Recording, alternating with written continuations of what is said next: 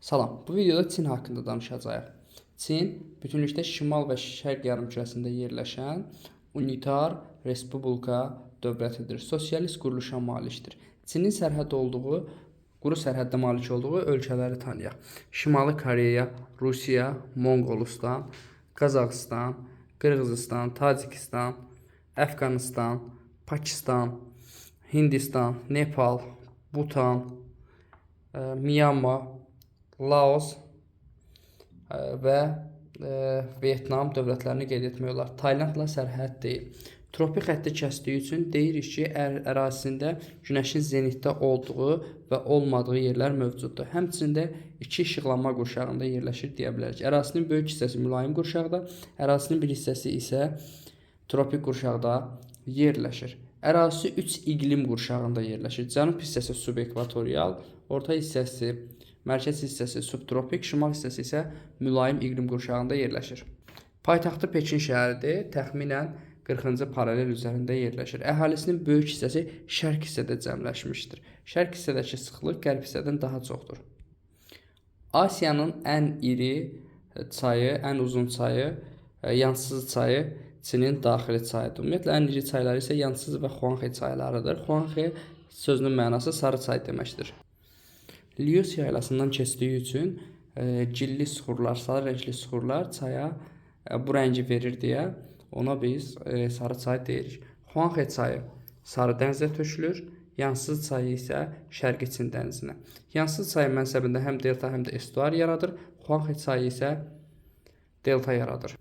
Yansız çayının mənsəbi subtropik iqlimdə, Xuanxe çayının mənsəbi isə mülayim iqlimdə yerləşir. Çinin daxili suları 3 okean hövzəsinə aiddir. Sakit okean, Hind okean və Qara Irtış çayı isə Şimal Buzlu okean hövzəsinə aiddir. Həmçində daxili axarış hövzə var. Bu hissədə ən iri çaylardan biri Tarim çayı hesab edilir. Ərazisində Paleozoy yaşlı Böyük Xinqan, Kiçik Xinqan dağlarına rast gəlinir. Həmçində burada orta qırışıqlığı vilayəti, yəni Kinmeri qırışıqlığında yaranan Kunlun Tibet dağları mövcuddur. Həmçinin də ərazisinin bir hissəsi Kaynozoy erasında Alp qırışıqlığında yaranmışdır. Ərazisində kiçik sahədə savanna və seyrək meşə landşaftı, səhra və yarım səhra landşaftı geniş sahə tutur. Həmçinin də dəyişkən rütubətli, o cümlədən musson meşələri geniş sahə tutur. Gəlin görək xəritə sxem toplumumuzdan Çin haqqında nələri qeyd edə bilərik. Çin tropik xətti kəsən ölkələr siyahısına daxildir. Çin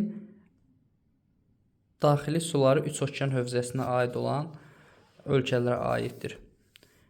Çin sosialist quruluşa malikdir. Çin inkişaf etməkdə olan ölkələrin əsas ölkələri qrupuna daxildir və bəzən əsas ölkələrdə yeni sənaye ölkələri adlandırırlar. Çində əhalinin sayı 1,4 milyard nəfərdən çoxdur. Yalnız Hindistandan geri qalır. Çində əhalinin sayında kişilər üstünlük təşkil edir. Çin əhalisi Çin-Tibet dil ailəsinə mənsubdur. Çində əhali Çin sivilizasiyasına aiddir. Çin beynəlxalq iqtisadi inteqrasiyanın azad ticarət zonasına aiddir. Çin BRICS təşkilatına üzvdür. Çin Qızıl Fondunda aparıcı dövlətlərə daxildir. Çin BMT-nin daimi üzvüdür və Çin qoşulmama hərəkatına üzv deyil, müşahidəçidir. Çin böyük 20 dövlətlərə daxildir. Çin dünyada elmi tədqiqat, təcrübə, konstruktor işlərinə qoyulan investisiyaya görə fərqlənən ölkələrə daxildir. Çin Azərbaycan Respublikasının səfirliyi olan ölkələrə daxildir. Çin əsas neft ixal edən ölkələrə daxildir. Çin neft hasilatına görə fərqlənən ölkələrə daxildir. Çin kəşf edilmiş təbii qaz ehtiyatlarına görə fərqlənir. Daş kömür, həmçinin də dəmir filizi ehtiyatlarına görə də fərqlənən ölkələrə daxildir. Polad istehsalına görə fərqlənən ölkələrdəndir. Maşın qayırma sənayesinin əsas mərkəzlərindəndir. Boksit hasilatına görə fərqlənən ölkələrdəndir. Mis hasilatına görə fərqlənən ölkələrdəndir.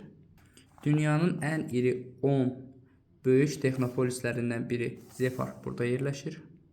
Ən iri su anbarı Uçdərə su anbarıdır. pambıqçılıq üzrə fərqlənən ölkələrə daxildir. Həmçində çəltik və qarğıdalı istehsalına görə fərqlənir. Cut istehsalına görə fərqlənən ölkələrə daxildir. Həmçində şəkər qamışı istehsalına görə fərqlənir. Tütün istehsalına görə fərqlənən ölkələrdəndir. Buğda istehsalına görə də fərqlənir. Buğda istehsalı çox olsa da buğdanı ixrac etmir, satmır. Çünki daxili tələbatı ödəyir. Çayçılıq üzrə fərqlənən ölkələrdəndir. Kartof əkinlərinə görə fərqlənir. Həmçində heyvandarlığın ətlik südlük istiqaməti inkişaf etmişdir. Çin həmçinin dünya emalatxanası adlanır. Çin həmçinin dünyada ən böyük donuzçuluq təsərrüfatına malikdir. Çinin əsas limanları Tianjin, Qingdao, Şanxay, Ningbo, Xiangan, Guangzhou və Kaohsiung limanlarıdır. Çində ən iri şəhər aqlomerasiyaları Pekin və Şanxay aqlomerasiyalarıdır ki, Sakit Okean sahillərində yerləşir.